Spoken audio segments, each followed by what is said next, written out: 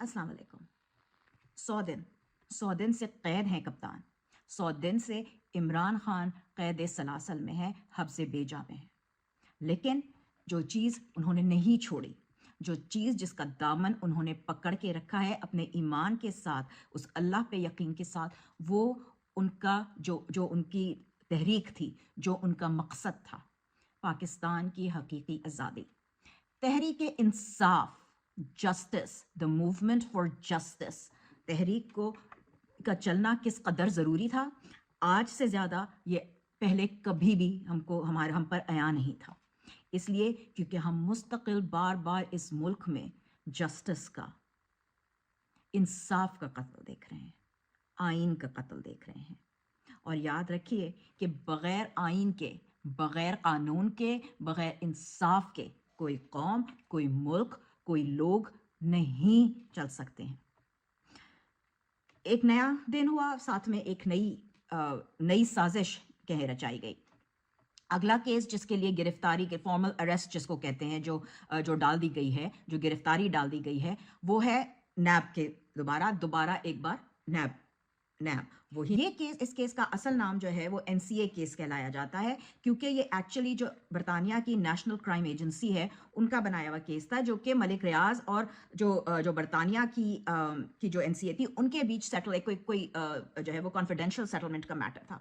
उसमें खान साहब का तो कोई दखल था ही नहीं, और वो इतना ही रिडिकुलस है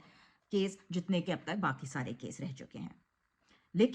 लेकिन इसमें एक बार फिर जो चीज़ आप भूल नहीं सकते, जो आपको याद रखनी होगी, वो ये कि PDM की हुकूमत जो थी, उनका क्या किरदार था। उन्होंने आके नैब में तरामीम की, नैब के रूल्स में तरामीम की, हालांकि जो तरामीम में अमेंडमेंट्स की गई PDM की गवर्नमेंट में, उन्होंने सब को में हमेशा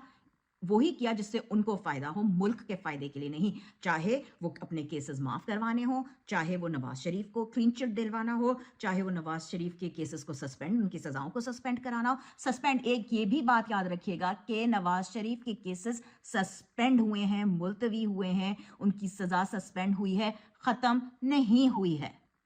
तो ये याद रखिएगा कि या तो वो इसलिए हो या इसलिए कराई गई हैं वो तरामीम, ताकि बेजा तरीके से उल्टे सीधे कानून को तोड़ मड़ोड़ के किसी तरह से खान साहब को पकड़ा जाए। इस केस में खान साहब जो है, ये जो तरमीम है वो कुछ यूं है कि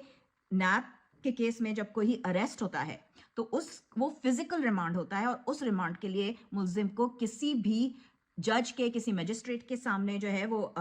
लॉ अथॉरिटी को, नैब को नहीं हाजिर होना होता है वो रिमांड लेने के लिए, बल्कि उस केस में अरेस्ट डायरेक्ट हो सकती है, डायरेक्ट फिजिकल रिमांड हो सकता है बगैर किसी कोर्ट के मुलव्वस होने हुए, और 30 दिन तक जो है वो बेल के लिए आप दरख्वास्त भी नहीं दायर कर सकते। तो फिर वही सिलसिला चलता है कि हाँ जी हमने तो इलेक्शन की तारीख दे दी है, लेकिन वही जो इनकी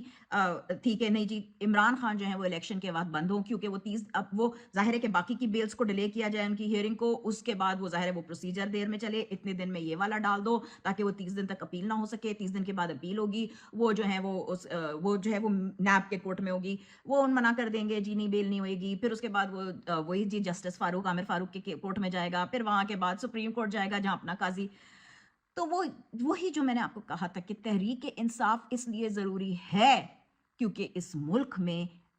इंसाफ का जनाजा निकल चुका है। ये केस इस हद तक मज़ाहिका केस है कि इसमें बुशरा बेगम के ऊपर प्रेशर डालने के लिए, इमरान खान पे प्रेशर डालने के लिए जो पूछगछ के लिए बुशरा बेगम को बुलाया गया, उसमें इस कदर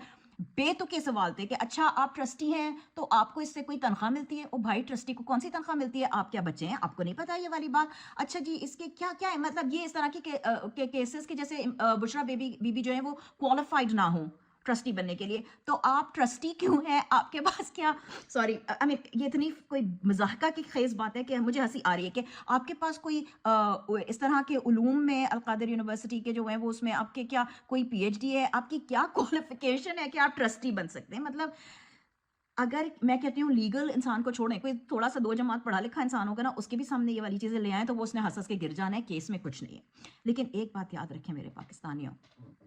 कि ये घड़ी जो है ना, ये आपके और मेरे इम्तिहान की है। जो वो करना चाहते हैं, जो कि ये हुकूमत, जो कि ये स्टेट करना चाहती है, वो तो ये कर रही है, ये अप्रैल 2022 से कर रही है। लेकिन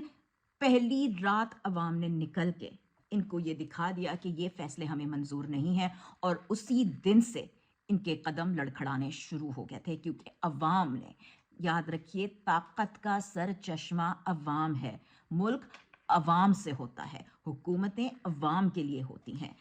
اس لیے عوام کو اپنی طاقت سمجھنی پڑے گی۔ کوئی ہمارا یہ بات یاد رکھیے کہ ہمارے ہاں کی جو اس وقت جو تحریک چلی ہے انصاف کے لیے، وہ اس لیے چلی ہے کہ انصاف کا جو سسٹم ہے وہ مولوی تمیز الدین کے کیس کے وقت سے، جس وقت نظریہ ضرورت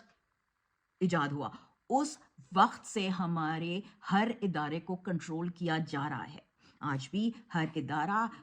چاہے وہ بیوروکریسی ہو، چاہے وہ دوسرے ادارے ہوں، وہ ہر کچھ کنٹرولڈ ہے۔ جو کنٹرول نہیں ہو سکتے وہ عوام ہے، تو اس لیے ان میں ڈر و خوف پیدا کیا جا رہا ہے، آپ کو ڈرایا جا رہا ہے، اور اسی دن کے لیے کپتان بار بار کہتے تھے کہ خوف کے بت توڑ دو،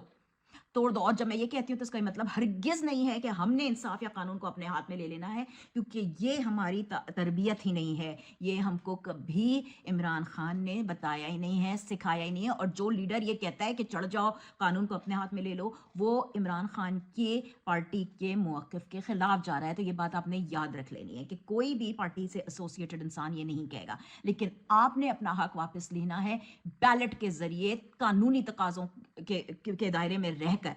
آئین جو ہے وہ توڑنے والوں کے میں سے نہیں بننا ہے، ہم نے آئین میں اور قانون میں رہنا ہے۔ مجھے نہیں پتا کہ الیکشن ہوگا یا نہیں ہوگا، لیکن یہ کہنا مجھے منع ہے، الیکشن صاف اور شفاف جو اس وقت پریزنٹ ڈے الیکشن کمیشن ہے اس کے انڈر میں نہیں ہو سکتا، یہ بات آپ بھی جانتے ہیں اور میں بھی جانتی ہوں۔ تو الیکشن جب ہوگا تو آپ نے باہر نکلنا ہے۔ مجھے نہیں پتا کہ ان کے آگے کے کیا ہوئے ہیں، کہ کپتان کا نام ہوگا نہیں ہوگا، کپتان کا بلہ ہوگا نہیں ہوگا بیلٹ پہ، لیکن آپ نے باہر نکلنا ہے، آپ نے ووٹ بھی ڈالنا ہے، آپ نے اپنی ووٹ کی حفاظت بھی کرنی ہے، بڑے ہجوموں میں جا کے آپ نے پولنگ سٹیشنز کے باہر رہنا ہے، اتنی بڑی تعداد میں ووٹ ڈالنا ہے کہ کتنی بھی ہیرا پھیری کر لیں ان کے کنٹرول میں نہیں آئے۔ آپ نے اتنی بڑی تعداد میں جا کے، جس طرح گلگت بلتستان میں لوگ بیٹھ گئے تھے، دھرنا دے کے بیٹھ گئے تھے، اس طرح اپنے حق کی حفاظت کرنی ہے، کیونکہ وہ عمران خان ہمارے حقوق کے لیے کھڑا ہے، آگے اپنے حقوق کی حفاظت ہم نے خود کرنی ہے۔ یہ بات تو طے ہے کہ ان کے خان صاحب کے اوپر پریشر ڈالنے کے لیے یہ ہو سکتا ہے کہ بشرا بی بی کو بھی اریسٹ کر لیں، یہ ہو سکتا ہے ان کے گھر کی دوسری خواتین کو، دوسرے جو گھر کے لوگ ہیں جن کا پالیٹکس سے کوئی تعلق نہیں ہے، ان سب کو ہو سکتا ہے کہ اریسٹ کریں، صرف خان صاحب پہ پریشر ڈالنے کے لیے، کیونکہ یہ لوگ یہ چاہتے ہیں، یہ اسٹیٹ یہ چاہتی ہے کہ خان صاحب کو ایکویٹ کر دیا جائے باقی لوگوں سے، کہ جی آپ صرف 6 مہینے کے لیے چلے جائیں باہر، تاکہ یہ کہہ دیا جائے کہ یہ دوسروں سے مختلف نہیں ہے، جیسے وہ باہر گئے ایسے یہ باہر چلا گیا۔ یہ کہا جاتا ہے بار بار کہ وہ فلانی پارٹی جو ہے ان کے ساتھ اتحاد کرنے کے لیے، چاہے وہ جو ہے وہ پیپلز پارٹی والے جو ہیں وہ کرنے کے لیے، صرف اس لیے تاکہ کسی طرح سے یہ بات کہہ دی جائے کہ دیکھو یہ بھی اتحاد کر لیتا ہے صرف پاور میں آنے کے لیے، یہ بھی۔ لیکن یہ بات یہ قوم جانتی ہے کہ خان دوسرے لیڈروں کی طرح نہیں ہے، خان صرف خان ہے، اور پاکستان نے یہ فیصلہ کر لیا ہے کہ وہ کپتان جو 100 دن سے ظلم کے